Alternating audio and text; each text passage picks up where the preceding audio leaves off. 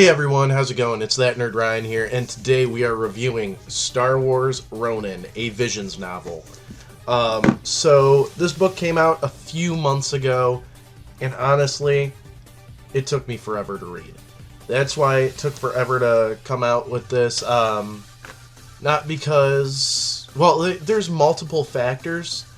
One of it being, whenever I read a new author, it usually takes me time to learn their language, their writing language, if you know what I mean. So, like, if we look back at the Aftermath trilogy, Chuck Wendig wrote it all in second person and everything like that. So it took a while to get used to that.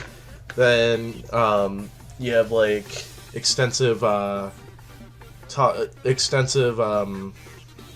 descriptions with Timothy Zahn. Luckily, with the Thrawn Ascendancy trilogy, it's something I'm used to, so I'm able to kind of flip through this. But when it's an author that you haven't read before, it takes a while to get used to how they write. Also on this, been a little busy with Twitch and everything, so haven't been prioritizing reading. I do apologize for that. But the third reason is, this book honestly didn't interest me as much. It did towards the end. However, throughout the book, it kind of felt like going nowhere fast, in a sense.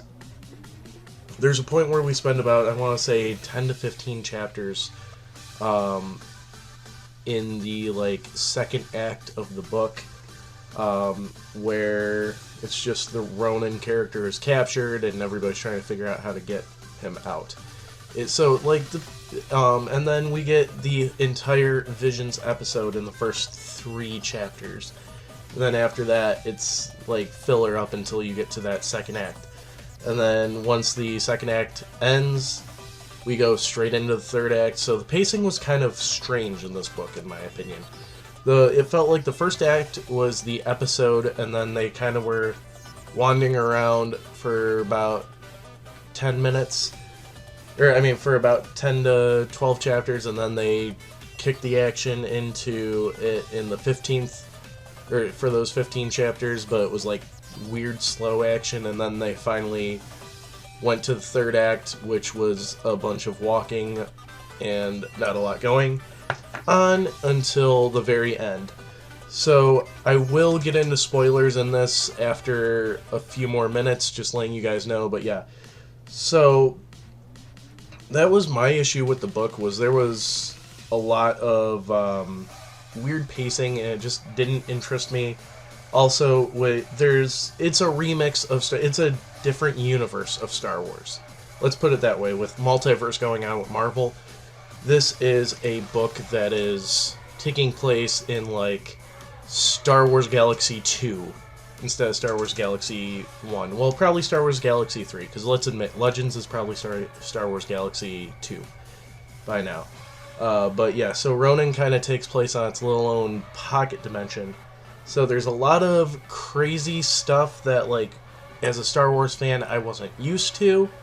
And being somebody that's been a Star Wars fan for 20 some odd years, 23 at the least, it's really hard for me to think of, like, the Jedi working for the Empire and the Sith actually kind of being the good guys, even though it's from a Sith's point of view, and, like, a witch being able to resurrect the dead to have them have a conscience and everything like that.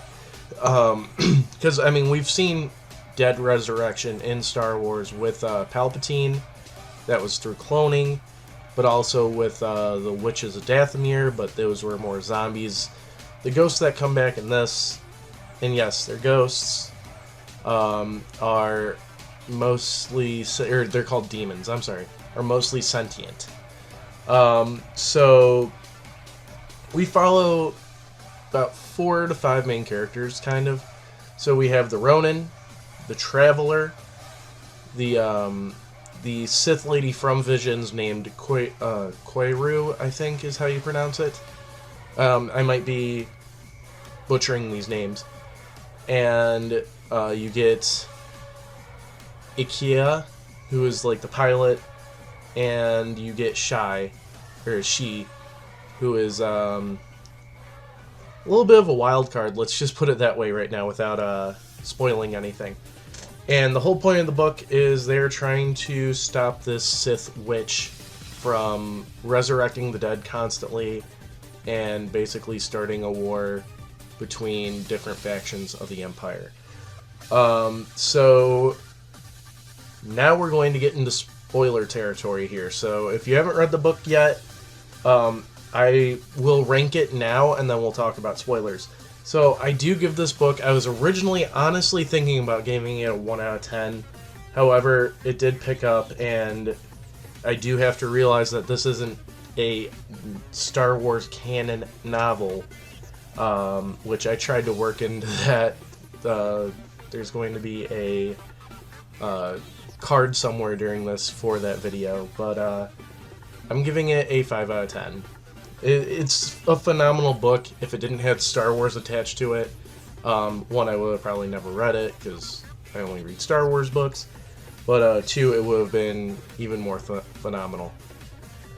But it just felt weird to me, so I do have to give it a 5 out of 10. But yeah, so now we're going to talk about spoilers. So it turns out that the Ronin character, which insane backstory, I kind of wish this was canon and this is how Darth Bane went about destroying or making sure that the rule of two was in effect. The Ronin, literally after the Great Sith Rebellion, went and murdered basically all the other Sith. And we catch him in the process of doing that at the beginning. And this is what my first main complaint was. The first 3 chapters could have been skipped because we see it in visions. I mean, we get more in depth of like in their heads and everything, but it's something we've already seen. And I felt like if they kind of just recap it a little bit faster, that would have been fine. But I didn't feel like we had to go into detail of everything that we literally just watched. I'm going to watch again after shooting this. But yeah, so the Ronin basically kills one of the last Sith that we see in this, which is Koiru. Again, sorry if I mispronounce it. And then he goes about his business and meets the Traveler character. The Traveler character is very hard to be trusted, never keeps a straight story, never like is consistent with certain things, and always is like has some sort of secret up their sleeve. And I mean, it's to the point, I think it was supposed to be a LGBT character, but we don't even know their gender. Again, it could just be their gender identity is they.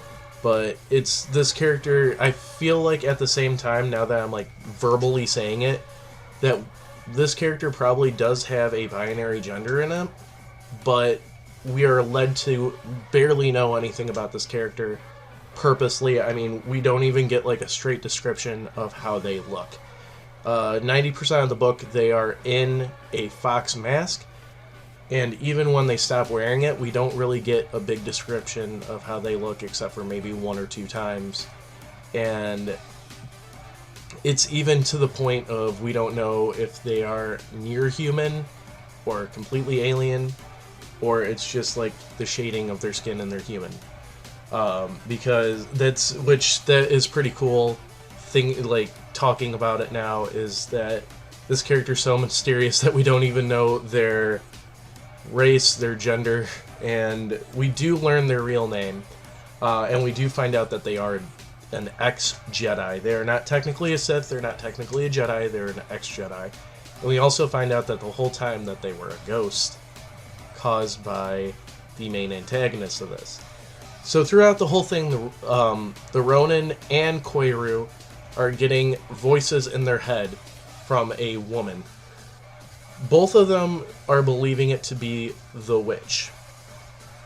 So they go on their adventure Koiru originally is sent back to kill the Ronin, but she fights what she's being told to do by the witch to help. And this happens when the Ronin is captured by the Jedi, and they are basically sent to it's a dreadnought, but it's basically a Star Destroyer. And the Ronin literally dismantles the whole thing with his mind, and they end up teaming up. And that's when we are revealed that the Traveler is named Izuna, and is actually the heir to that Jedi's team. I forgot what clan. Sorry. And during that, they finally find I forgot to mention, they're trying to find the missing planet of Ryuzu, where it was originally the Imperial homeworld, and then the Sith took it over, and then it disappeared. So the Ronin goes on a vision quest and finds out where it's at, and we start getting inklings that the witch isn't doing this, that they believe is doing this. So they get there, and they go through trials and everything like that, and then the Ronin ends up finding out that, Koiru originally finds out that the witch actually was dead. She became the planet to basically make it invisible and stuff like that, and she didn't bring back Koiru, and then the Ronin finds out, actually what happens is, I'm sorry, I'm skipping over some stuff. Izuna tries to kill Koiru. It turns out that Izuna was dead the whole time, being controlled by the antagonist, and he initially tries to kill the Ronin. However, Koiru saves him and ushers him to face the real antagonist, which ends up being his daughter and the witch's daughter. His and the witch's daughter. So the second to last chapter kind of ends with a cliffhanger about like if they're dead or not, and that ends up that the Ronin and his daughter survived, and that they're basically the last two Sith. It does kind of feel like it was supposed to be that galaxy's origin of the Rule of Two. But there's a lot of confusing stuff in this book. That's what I'll say. There's a lot of confusing stuff. Just some of it's confusingly written. There's times where I thought characters were completely dead, or were turning into ghosts and they ended up not, and like stuff like that. Or like I had certain points where I didn't know where a certain character was. But yeah, basically the book gets confusing and convoluted at times, but it's like poetically written that way. But it's still, if it was not a Star Wars book, it would be phenomenal. But being tied to Star Wars puts it at a certain degree of like, this is what I'm used to reading and stuff like that. And that's kind of where it hits, is like, I'm not used to reading it where the Empire is in control of the Jedi and the Sith are good guys, and certain things happening, the Force being called completely different things. But yeah, so I hope you guys enjoyed the video. Be sure to leave a like, comment, subscribe, ring that bell, and follow me on all my social media down below. It's that nerd Ryan telling you, have a great day.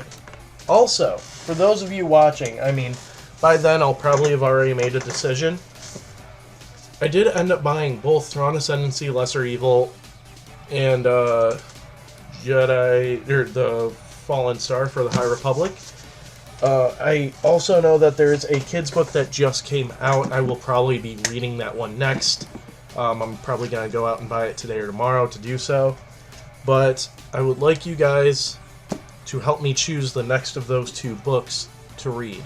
So comment down below which one you want me to read next, and I will review that one after the new Jedi book, or High Republic kid book that just came out. So have a great day, guys.